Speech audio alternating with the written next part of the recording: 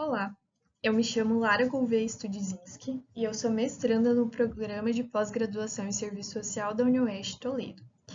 Meu trabalho, intitulado Neoliberalismo e o Processo de Adoecimento Físico e Mental do Trabalhador, foi produzido por mim, pela professora doutora Ana Carolina Becker-Nicide e pela professora doutora Dilslene Rodrigues Fabres. O objetivo do trabalho é discutir de que forma a precarização do mundo do trabalho e a conjuntura neoliberal dos últimos 10 anos afetam a saúde física e mental da classe trabalhadora. Foi realizada uma pesquisa exploratória inicial, buscando coletar alguns dados da realidade e fazer uma análise inicial desse processo. Foi quali quantitativa. Foi realizado um levantamento bibliográfico e utilização de bibliografia trabalhada na disciplina de Trabalho, Saúde do Trabalhador e Serviço Social, do Programa de Pós-Graduação em Serviço Social da UniOeste, pesquisa documental em legislações e coleta de dados do IBGE, do SINAM, da OMS e do Observatório de Segurança e Saúde do Trabalho. O trabalho, ele é parte constituinte e constitutiva do ser social. Isso quem diz é Marx. Ele existe em todas as formas de sociabilidade, não só na sociabilidade capitalista, mas no modo de produção capitalista ele ganha alguns contornos diferentes, né?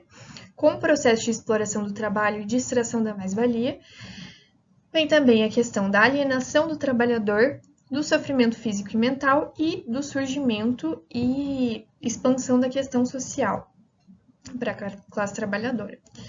Nesse sentido, o trabalho traz consequências para o trabalhador. Porém, com o processo de reestruturação produtiva e com o advento do neoliberalismo nos anos 1970, esse processo sofreu uma agudização. O toyotismo, que foi um modelo de produção que surgiu nesse período, ele prega a questão do avanço tecnológico, a exigência de altos níveis de qualificação dos trabalhadores e de polivalência dessas pessoas, né? Ou seja, um trabalhador passa a exercer a função de outros trabalhadores. Nesse sentido, começou um processo de substituição, tanto pela tecnologia, né? Pelas máquinas passaram a substituir os trabalhadores, quanto um trabalhador passou a assumir a função de outros tantos, então não havia necessidade de ter tantos funcionários assim. Nesse sentido, a gente percebe um processo de demissão em massa, né, de desemprego em massa também.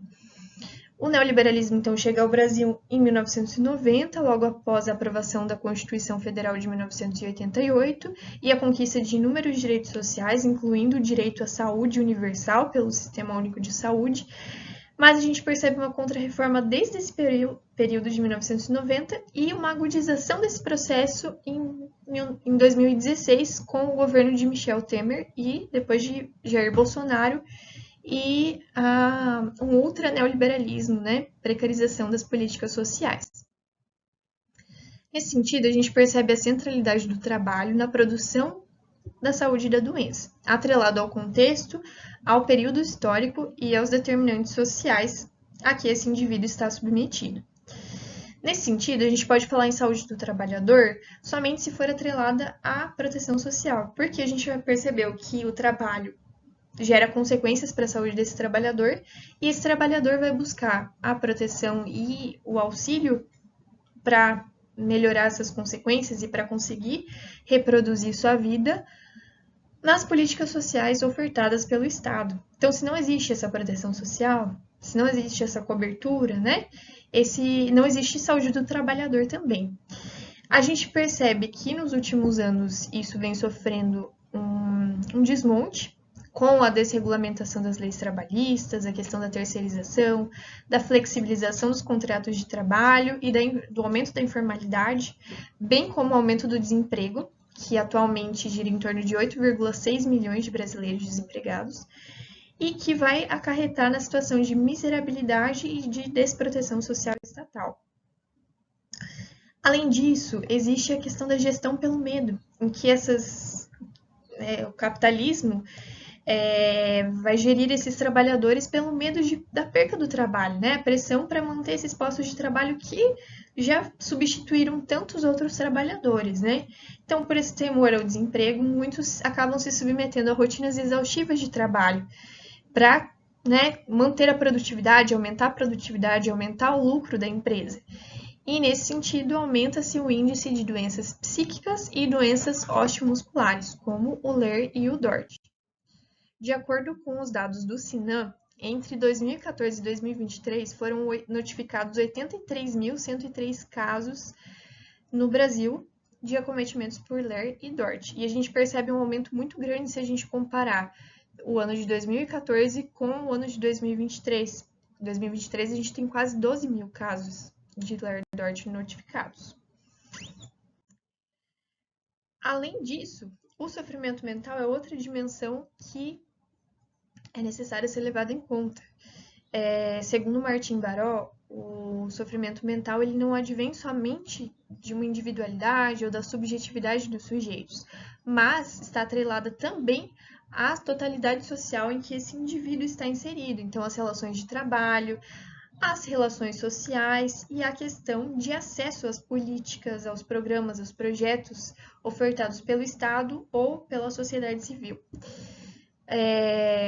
A questão da precarização dos vínculos sociais, que se enfraqueceu com o neoliberalismo, né? E foi enfraquecido a articulação entre os trabalhadores, que acabou fragilizando essa luta, a fragilização dos sindicatos também, e o incentivo cada vez maior ao individualismo. Então, as pessoas estão com vínculos cada vez mais fragilizados. E a questão do cansaço e da fadiga, que aumenta muito a probabilidade, inclusive, de acidentes de trabalho.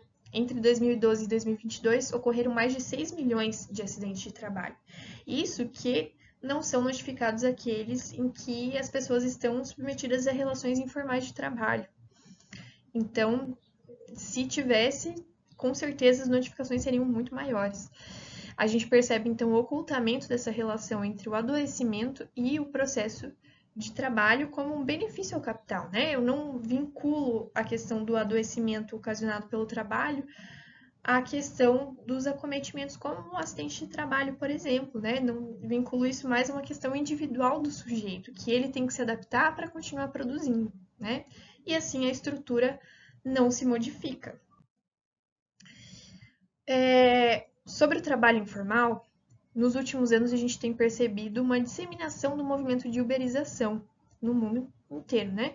Nesse processo inexistem vínculos empregatícios e há a ilusão dos trabalhadores de que estão gerenciando seu próprio negócio, quando na realidade estão submetidos a uma relação de superexploração do trabalho e ainda sem vínculos trabalhistas que lhe garantam direito, sem contar na desproteção social do Estado.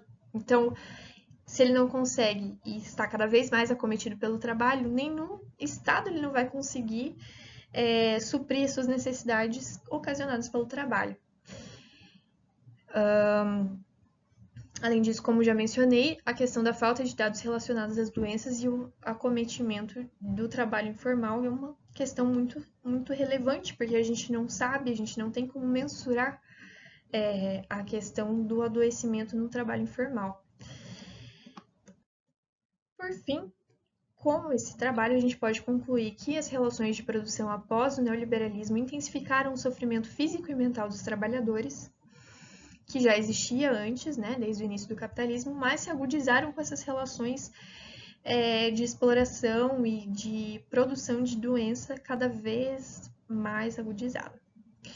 Também percebemos um retrocesso na proteção social estatal, que, né, com o processo de desfinanciamento das políticas, o processo de desmonte dessas políticas sociais e focalização, fragmentação cada vez maior, e esses sujeitos acabam tendo que se submeter aos trabalhos informais para ter mínimo de renda garantido e acessar pelo menos os serviços privados, né?